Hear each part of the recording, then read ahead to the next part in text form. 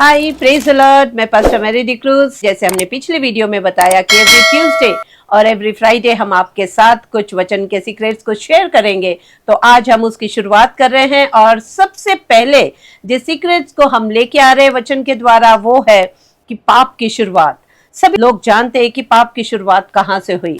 परमेश्वर ने अपने हाथों से आदम को उस मिट्टी से रचा, और जब उसने परमेश्वर ने उसकी नथनों में अपनी श्वास को फूंककर एक जीवित प्राणी बनाया, और उसके बाद परमेश्वर ने आदम को उस वाटिका में रखा। और सबसे पहला परमेश्वर ने आदम से जो कहा वो है, उसने एक आज्ञा दी थी। उसने आज्ञा दी थी कि वाटिका के सभी वृक्षों का फल तुम खा सकते, लेकिन उसके बीचों बीच जो भले और बुरे ज्ञान के वृक्ष है उसके फल को तुम नहीं खाना। और उसके बाद हम आगे अगर वचन देखते हैं तो परमेश्वर ने उसके लिए एक सहायक बनाया, एक स्त्री की रचना करी।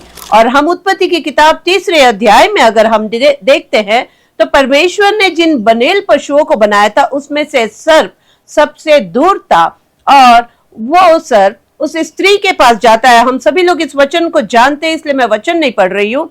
वो सर्प उस स्त्री के पास जाता है और उससे पूछता है, क्या कोई वृक्ष का फल खाने के लिए परमेश्वर ने तुमसे मना किया है?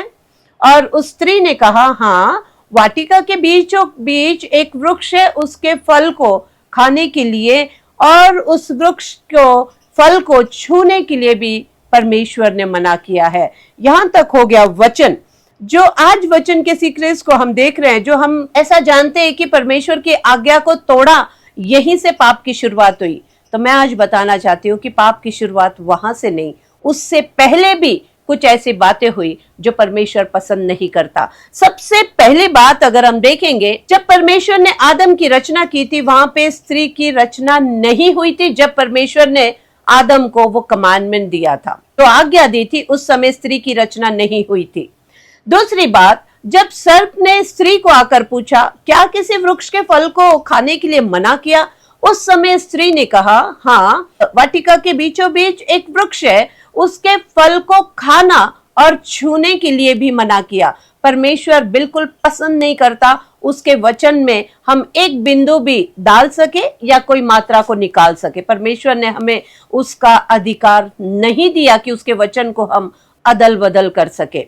तीसरी बात अगर हम यहाँ पे देखते हैं, तो जब हम परमेश्वर की आवाज को सुन के उसके उपस्थिति में रहते हैं, तो हमें जो पाप में डालने वाली बातें हैं उन बातों के साथ, उनके साथ हमने कोई वार्तालाप नहीं करना चाहिए। जो स्त्री ने किया, परमेश्वर की उपस्थिति में उस वाटिका में रहते हुए भी उस सर्प की बातें सुनी और उसके साथ बातें की। उसके बाद अगर हम देखते हैं, जब स्त्री ने कहा कि वो वृक्ष को जब फल को देखा, वहां पे अभिलाषा ने काम किया, उसकी आंखों की अभिलाषा। जैसे वचन कहता है कि स्त्री को वो फल देखने में अच्छा, उसके मन को बहाने वाला और उसको खाने में स्वादिष्ट है। यहाँ पे उसकी अभिलाषा ने पाप को जन्म दिया। उसके बाद अगर हम देखते हैं, परमेश्वर वो परमेश्वर है जो सब कुछ जानता था। जब आदम ने उस आज्ञा को तोड़ दिया, उस पाप को वहां पे स्थान दे दिया, परमेश्वर जानता था कि वहां पे आदम उसकी आज्ञा के विरोध काम कर चुका है। परमेश्वर ने फिर भी उसे त्यागा नहीं। परमेश्वर ने वहां पर उसके लिए आवाज दी, आदम तू कहाँ है? और आदम उस समय छिप गया, ना कि उसने पश्चाताप किया। आज हम क्या जान रहे हैं? सिर्फ आज्ञा को तोड़ने से पाप नहीं हुआ, उसके वचन को अदल बदल नहीं करना है। जब हम परमेश्वर की उपस्थिति में रहते, जो काम हमारे जीवन को पाप में डाल सकती है, उनके साथ हमने कोई भी संबंध नहीं रखना है। तीसरी बात, जब तक हम परमेश्वर की आवाज को सुनते नहीं, हमने दूसरों तक पहुंचाने नहीं। स्त्री वहां पर नहीं थी जिसने परमेश्वर की आज्ञा को सुना, और उसने नहीं सुना, इसीलिए जब उसने सर्प को बताया तो उसने कहा, सिर्फ खाना ही नहीं, छूने के लिए भी मना किया। और सबसे बड़ी बात यह है कि जब परमेश्वर हमको, हम पाप करने के बाद भी आवाज देता है, हमने छुपना नहीं है, हमने अपने पापों को स्वीकारना है।